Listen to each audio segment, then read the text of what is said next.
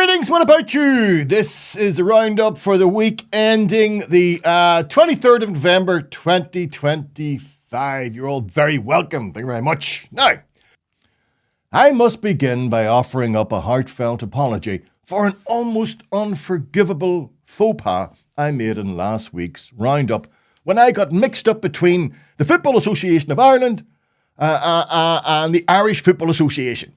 Now, the Football Association of Ireland relates to the governing body in the Republic, while the Irish Football Association does the same job up here in the north of Ireland. Though you can forgive me for the confusion here, people. You understand? Because I would have presumed it would be the other way about. I would have thought the Republic would have the Irish Football Association, and up here would have the... But that's not the way it is. Just to confuse things. Indeed, why is it that we can't just have one soccer team for the whole of the island? Like the Ireland football team. I mean, there's one rugby team, and they've done really well. Like they've won their World Cup. While both the Republic and Northern Ireland, well, their teams are having to rely on playoffs to even get to their World Cup. Like there's other sports like you've got boxing, you've got golf, you've got basketball, you've got bowls, you've even got cricket. I say, old chap, cricket. There's no All-Ireland cricket team. All under one governing body. Why can't soccer do the same and give us all a chance to cheer on the same team? And just to be clear, I don't follow soccer, right? Not my sport. But if I did and was put up against the wall and asked, who do you support? Do you support the Republic of Ireland? Or do you support Northern Ireland? Well, I would have no trouble answering that question. I would answer it. I think that is an ecumenical matter. Sorry about that. Don't know where that came from. I was sort of taken over there. I don't know what happened there. As has become the norm over the last few months, I begin with the orange-faced moron across the Atlantic. Hey, Donald, the Trump dump, right?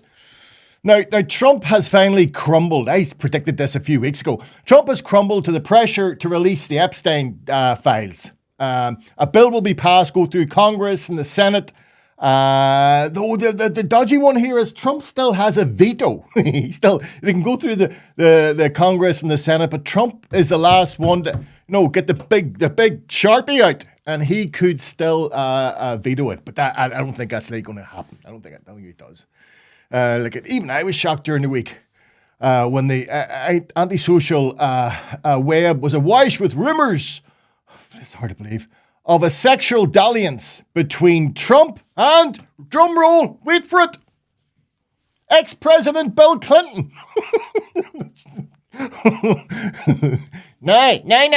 Being a good wee Catholic boy at heart, I refuse to detail the behaviour that it was alleged occurred between the Donald and Bill. Suffice to say that if it's true, then Monica Lewinsky and Donald Trump now have something in common. Let's just leave it there. Let's just leave it there. It's a Sunday. That a rumour such as this would garner such traction is an indicator of just how low Trump has dragged the office of President of the United States into the mud. Sort of go. And while it's been revealed that Trump isn't named in the Epstein files, we do know that many prominent US businessmen are named. This will no doubt result in a bonanza for defense lawyers across the country as men with very, very deep pockets seek to keep themselves out of jail if these files do get out. Now, just before he buckled to the pressure to release the files, Trump was cornered on Air Force One by a female journalist on the subject. This is his response to that journalist. There's growing controversy today over the president's treatment of a reporter aboard Air Force One. Quiet. Yep, he really did call a female reporter Piggy as she was peppering him with uncomfortable questions about the Epstein files. Quiet, Piggy. This is the most powerful man in the world, calling Bloomberg reporter Catherine Lucy a pig. Now, in the interest of fair play and objectivity, I'd like to put up a picture of Trump alongside journalist Lucy. Now, you decide. Which one of them two looks most like a pig? Seriously. Now, Trump followed this disgraceful outburst by haranguing ABC's Mary Bruce, who had the temerity to ask questions regarding the probity of his hosting of the Crown Prince of Saudi Arabia and ask more questions about Trump's family's financial ties to that country. Well, the Crown Prince has long been isolated, but President Trump is welcoming him here with open arms, even praising his human rights record. So I asked bin Salman, who rarely faces the press, point blank about that record. And to my surprise, he was prepared to answer, but the president was clearly not happy with my questions. Overnight, President Trump capping the Saudi Crown Prince's lavish visit to Washington with an extravagant dinner. He has become a true partner for peace and prosperity for our countries and for the world and for peace in the Middle East, which was a crowning achievement for both of us. Trump welcoming Mohammed bin Salman to the White House for the first time in 7 years, with a parade of horses, a military flyover, and a personal tour, pulling out all the stops. It's a remarkable comeback for the Crown Prince. In 2018, the CIA under Donald Trump determined bin Salman orchestrated the gruesome murder of Saudi dissident and Washington Post journalist Jamal Khashoggi. But President Trump clearly irritated when I asked the Crown Prince about it. Your Royal Highness, the U.S. intelligence concluded that you orchestrated the brutal murder of a journalist. 9/11 families are furious that you are here in the Oval Office. Why should Americans trust you? And the same to you, Mr. President. Now, who are you with? I'm with ABC News, sir. The president defending the Saudi leader, saying things happen, even criticizing Khashoggi, the journalist who was murdered and dismembered. You're mentioning somebody that was extremely controversial. A lot of people didn't like that gentleman that you're talking about. Whether you like him or didn't like him, things happen. But he knew nothing about it, and we can leave it at that. You don't have to embarrass our guest by asking a question like that. But the Crown Prince, who rarely fields questions, stepping in to answer. And it's been painful for us in Saudi Arabia. We've did all the right steps of investigation, etc., in Saudi Arabia, and we've improved our system to be sure that nothing happened like that. And it's painful, and it's a huge mistake, and we are doing our best that this doesn't happen again. Trump's own State Department lists multiple human rights violations in Saudi Arabia, ranging from arbitrary or unlawful killings and torture to unjustified prosecutions of journalists. Still, the president heaping praise on the Crown Prince, saying they've, quote, been on the same side of every issue. I'm very proud of the job he's done. What he's done is incredible in terms of human rights and everything else. Trump has been eager to deepen ties with Saudi Arabia, ties that could potentially benefit his family's business. The Trump Organization already has multiple projects in Saudi Arabia, including Trump Towers in Jeddah and Riyadh, and a Trump Plaza in the works. In the last year alone, the Trump Organization's Saudi partner pumping more than $20 million into the family business. Trump's son-in-law, Jared Kushner, also has deep business ties to the country. Is it appropriate, Mr. President, for your family to be doing business in Saudi Arabia while you're president? Is that a conflict of interest? The president continues to profit from the family business, but insists there is no conflict. I have nothing to do with the family business. I have left, and when I've devoted 100% of my energy. What my family does is fine. They do business all over. They've done very little with Saudi Arabia, actually. I'm sure they could do a lot. And the Crown Prince came here to Washington with a new financial commitment, agreeing to invest almost $1 trillion in the U.S. But that brings no comfort to Jamal Khashoggi's widow, Hanan. I spoke with her yesterday. She, of course, stresses there is no justification for the murder of her husband, and she continues to call for the Crown Prince to apologize. Which he failed to do yesterday. And Mary, I don't have to tell you, these are extremely challenging times, and thank you for your reporting and your willingness to ask these types of questions. It must be surreal for you, Mary. It is a little surreal, and Robin, thank you for that, but it is also just our job, and Amen. We're going to continue to do that. Thank you for that, Mary. Trump's misogynistic tendencies are well known. Like, he's the man who boasted of grabbing female genitalia and getting away with it during his first presidential campaign. His attitude to women are laid bare in these two interactions. But what is also clear is on both occasions, Trump did not have the mental acuity to answer the questions being asked. So instead he just dumped into the sewer by attacking the people asking the questions. Like, all this from a man who mocked the intellectual decline of President Biden. Now, while I've always been critical of conspiracy theories, Trump is a man who makes these theories almost plausible.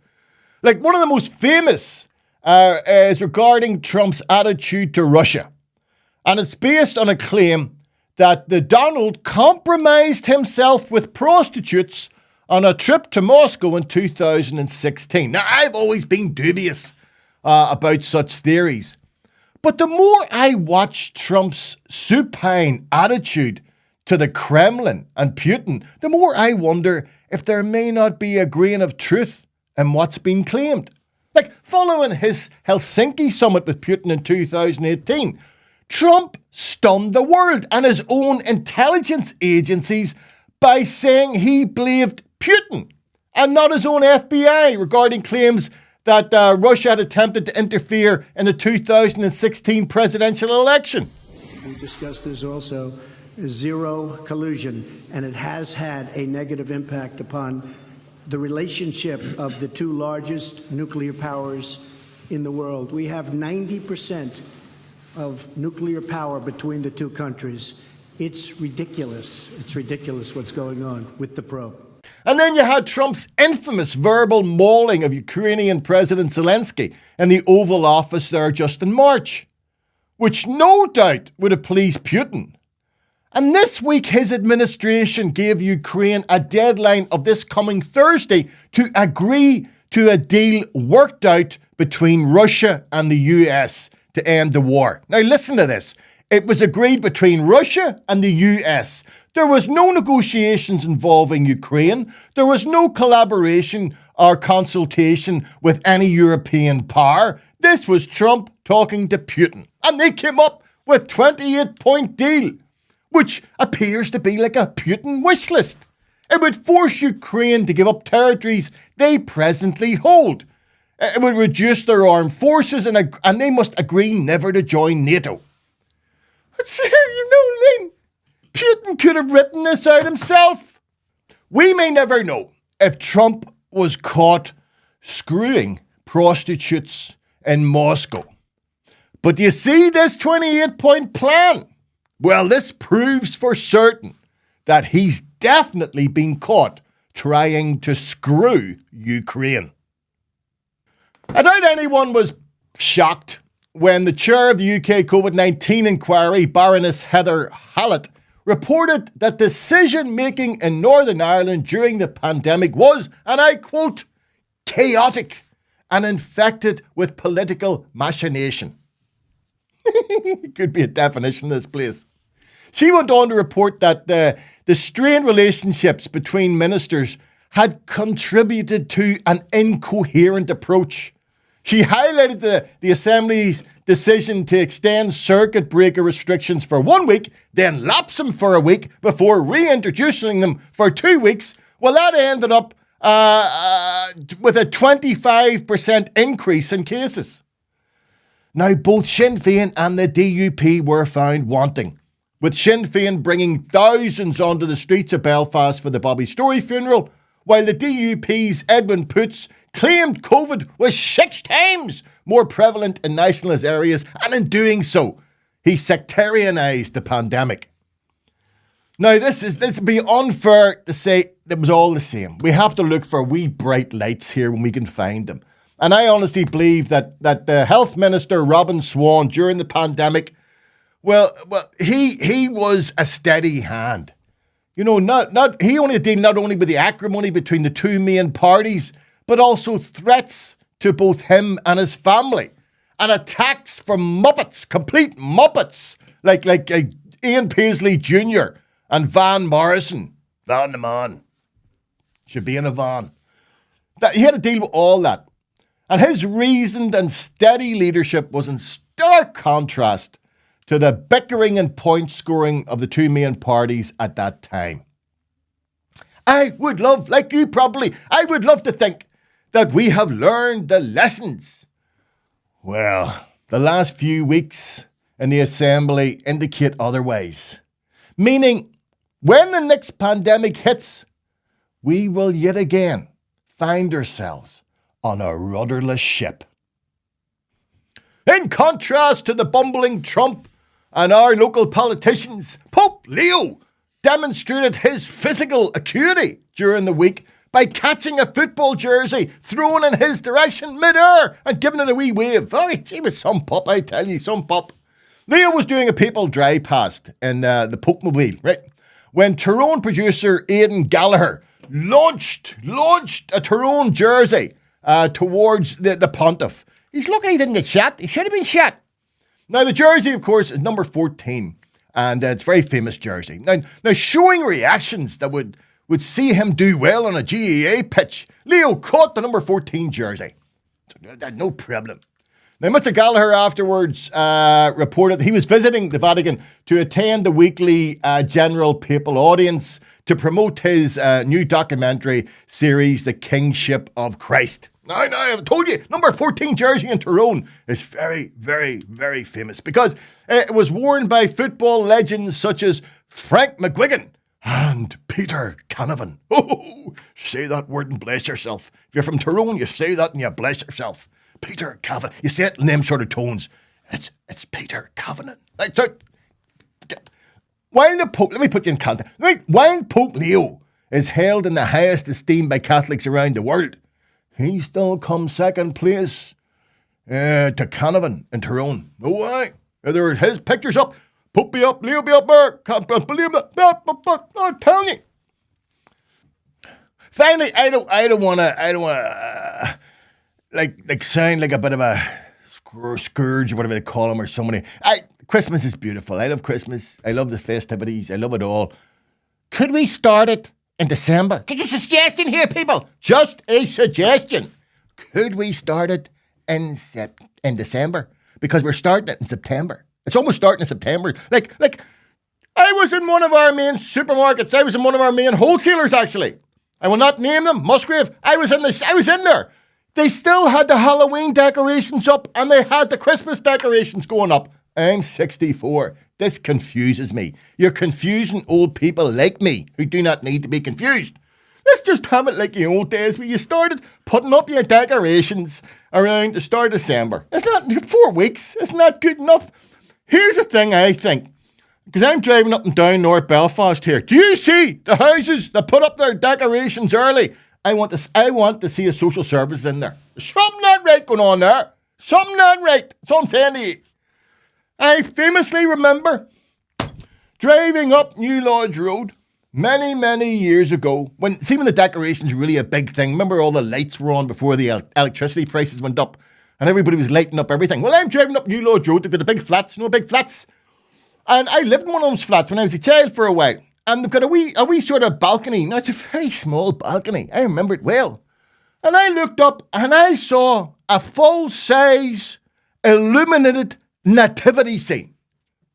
But a bit of a spectacle on the 12th floor, whatever it was. You're looking up and you can see illuminated nativity scene. Fair enough, I thought, fair enough. But I have to say, what really threw me was the fact there was a snowman as part of the nativity scene. I have read the Bible. I have been at church and at mass and I've listened to all the sermon. I've heard about the wee cows. I've heard about all this stuff and the horses and the mules. I have never heard about a snowman in Bethlehem. So I'm saying to you, seriously, a snowman in the nativity scene. It's just not right. That's not right. That's not right. You'll do nothing. You hear me? You'll do nothing.